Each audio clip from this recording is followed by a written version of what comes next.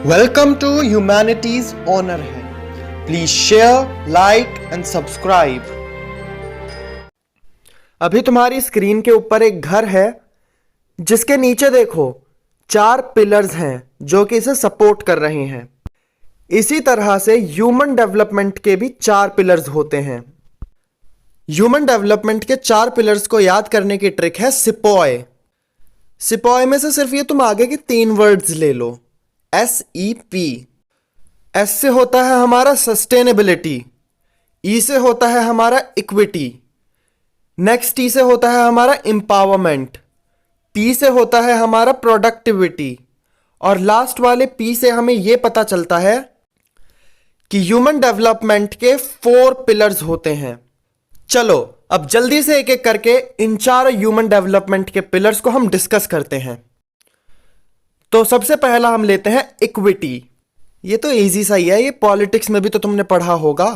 इसका मतलब होता है making equal access to opportunities available to everybody. इसका मतलब है कि इस दुनिया में जितनी भी अपॉर्चुनिटीज हैं उस पर सबको समान रूप से अधिकार हो, irrespective of their caste, gender, race, income. अब इसे देखो तुम एग्जाम्पल से समझो। जैसे जो लोग सोशली या इकोनॉमिकली बैकवर्ड होते हैं तो ऐसा देखा गया है कि वो अपने बच्चों को स्कूल से ड्रॉप आउट करवा लेते हैं। मतलब 10th के बाद उसे आगे की पढ़ाई कंटिन्यू नहीं करने दी गई, 12th के बाद नहीं पढ़ने दिया गया, या वो कॉलेज में पढ़ रहे थे तो उन्हें कॉलेज में से ही बीच में से निकाल लिया उनका कोर्स खत्म होने से पहले। एक और एग्जाम्पल देखते हैं। जैसे विमेंस को ना तो पास्ट में पढ़ने दिया जाता था और प्रेजेंट में भी बहुत हद तक यही हाल है। अगर तुम छोटे छोटे गांवों में जाओगे तो तुम्हें आज भी वहां पर यही पुरानी सोच देखने को मिलेगी कि लड़की को पढ़ाकर क्या करना है, ये तो अगले घर जाएगी, हम क्यों पढ़ाएं इसे। जैसे ये नीचे कार्टून देखो, यहां पे लड़की स्कूल जाना चाहती है लेकिन इसकी मम्मी इसे मना कर देती है। ये बात इस लड़की के पापा सुन लेते हैं और वो एक पढ़े लिखे इंसान है तो इसलिए वो कहते हैं कि हमारी बिटिया स्कूल जाएगी।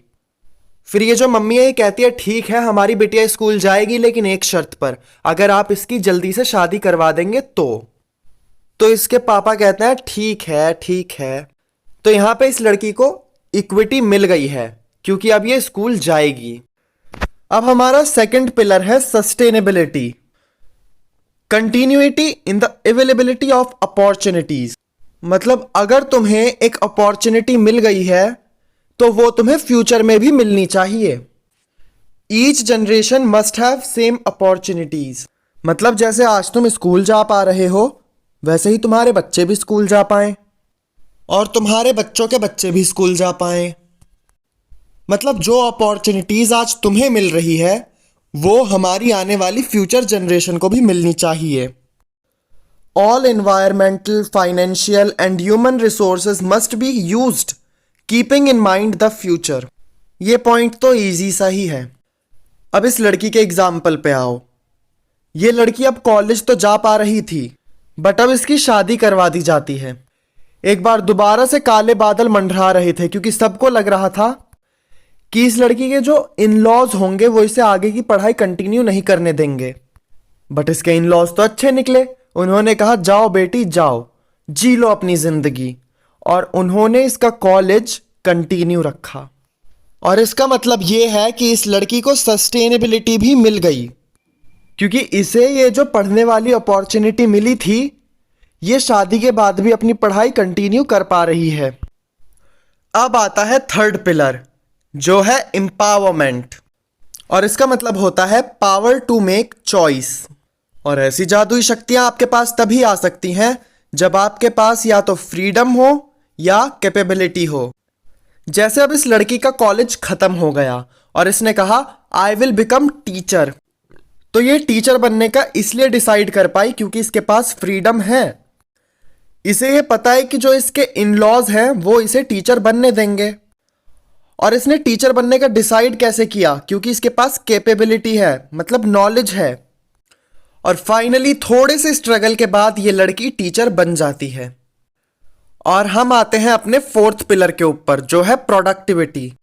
प्रोडक्टिविटी का मतलब होता है productivity in terms of human work या ह्यूमन लेबर प्रोडक्टिविटी।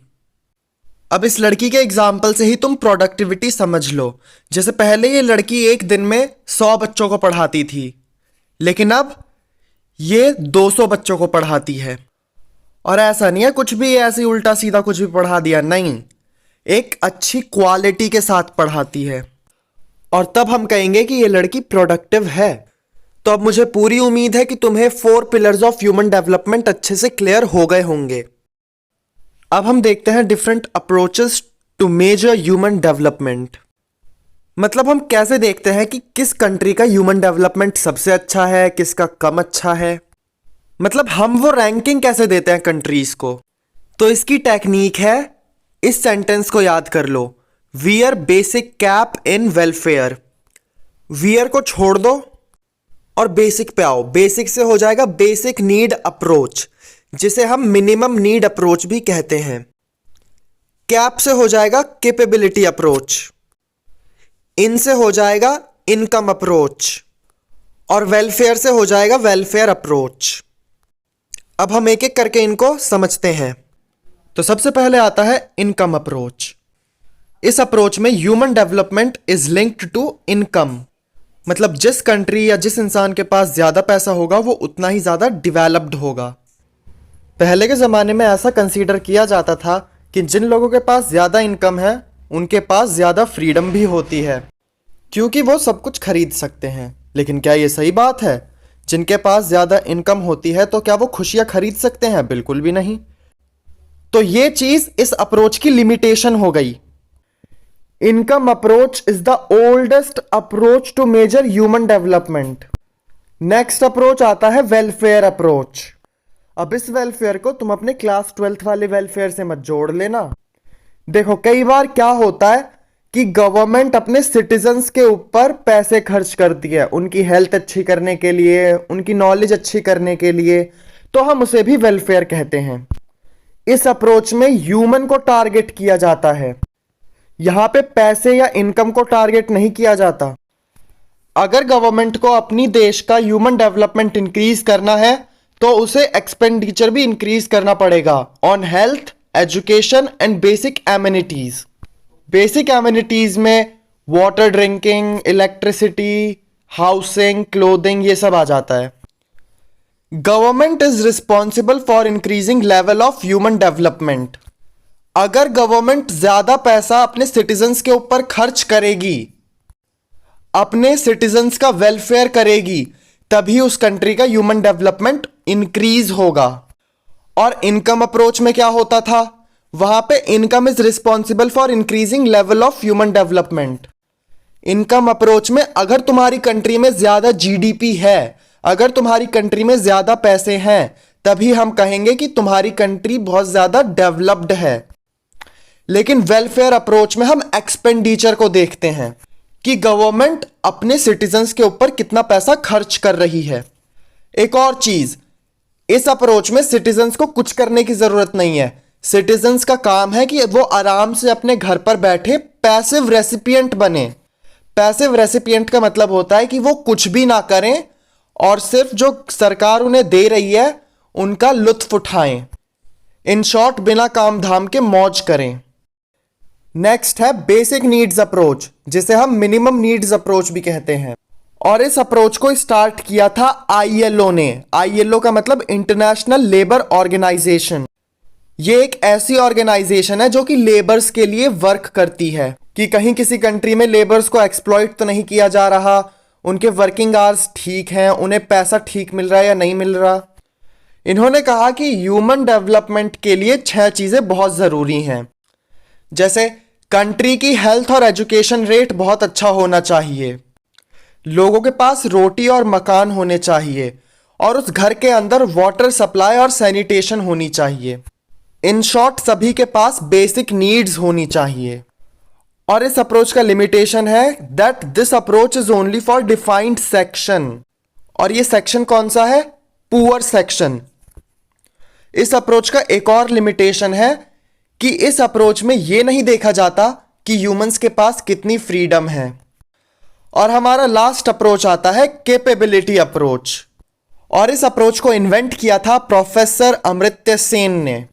इन्होंने कहा अगर आप अपनी कंट्री के हेल्थ सेक्टर के ऊपर काम करते हो, एजुकेशन सेक्टर के ऊपर काम करते हो और हर एक सिटीजन के पास एक्सेस टू रिसोर्सेज है, तो ये 3 चीजें आपकी कंट्री का ह्यूमन डेवलपमेंट इंक्रीज कर सकती हैं।